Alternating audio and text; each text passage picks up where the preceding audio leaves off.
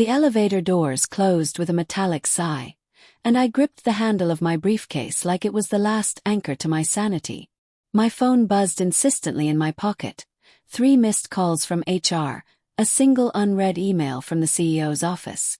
I forced myself to ignore them, hoping it was a bureaucratic error, a typo, anything but the gut-punch truth that I suspected.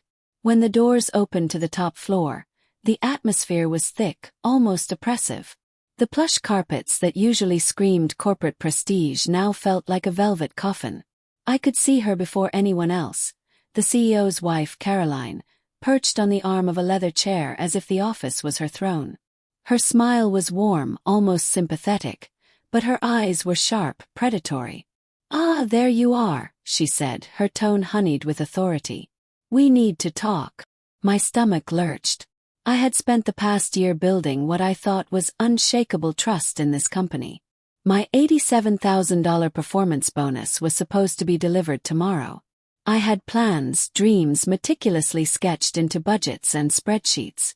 But now, standing there, I realized every assumption I had made about loyalty, about fairness, was a lie waiting to unravel. "Sit," she commanded softly. I obeyed because somewhere deep down, I already knew resistance was futile. "Effective immediately, you're relieved of your duties," she said, voice calm, almost clinical. "The board has decided it's in the company's best interest." The words hit me like a freight train. Effective what? My throat constricted. I don't understand. I've been on target, above target. My bonus, tomorrow. She shook her head with an almost theatrical sigh, as if pitying my ignorance. "Decisions are final. Pack your things." I stumbled back to my desk, the fluorescent lights overhead blurring into streaks. Fingers trembling, I gathered my belongings. Every cubicle, every colleague, every congratulatory email about last quarter's success now felt like a hollow echo in an empty cathedral. My mind raced, circling the question that had lodged itself like a shard of glass in my skull. Why? It wasn't until later, after the sting of humiliation had begun to ferment into raw anger, that I noticed something unusual. The quarterly projections we'd submitted. They had errors, huge ones. Ones that could cost the company millions. I pulled up the files, cross-referencing numbers that should have been immutable. And then I saw it, Caroline. Her initials were embedded in a file, a subtle modification, something no one else would catch but me.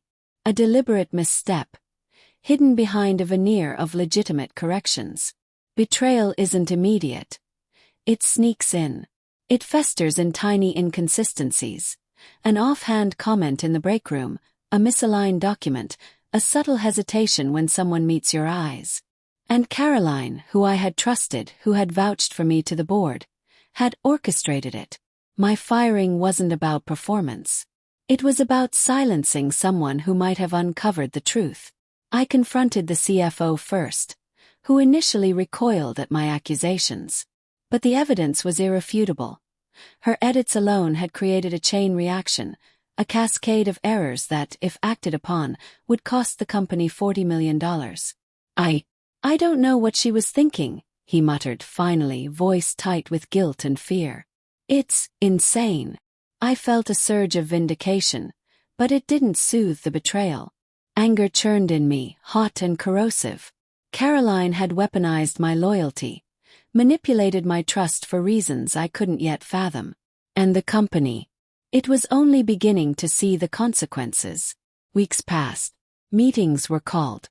The CEO, blindsided by his wife's sabotage, tried to mitigate the disaster. And I, a man who had been cast aside as expendable, found myself the reluctant savior. Using the evidence I had compiled before my dismissal, I walked the executives through the mistakes, tracing the path of destruction. By the end of the session, every eye in the room was wide with shock. Every mouth hung open. And for the first time, the board saw Caroline for what she truly was.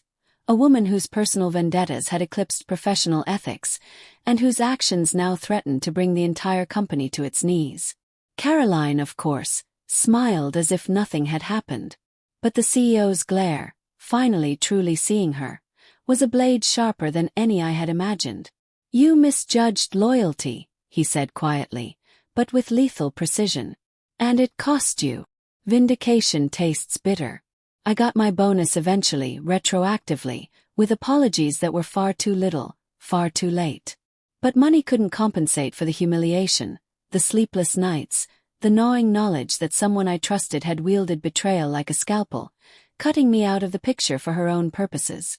What stayed with me, though, was the intimacy of betrayal, how a single person, armed with the subtleties of manipulation, can rewrite reality.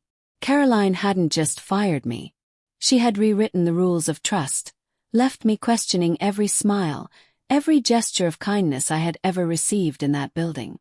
I walked the halls with eyes open now, haunted by the realization that loyalty is fragile, and sometimes, the ones who promise to protect it are the first to destroy it. The final blow came quietly. The company recovered, Caroline was quietly removed from influence, and the board publicly praised me for preventing the $40 million disaster. But in the solitude of my apartment that night, staring at the city lights blurred by rain, I understood the cruelest truth. No amount of victory could erase the memory of that betrayal.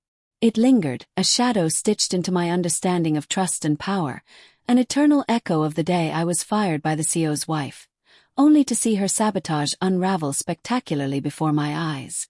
And somewhere, buried in the chaos of corporate loyalty and deception, I realized that survival didn't require forgiveness. It required clarity, and the ruthless willingness to never be naive again.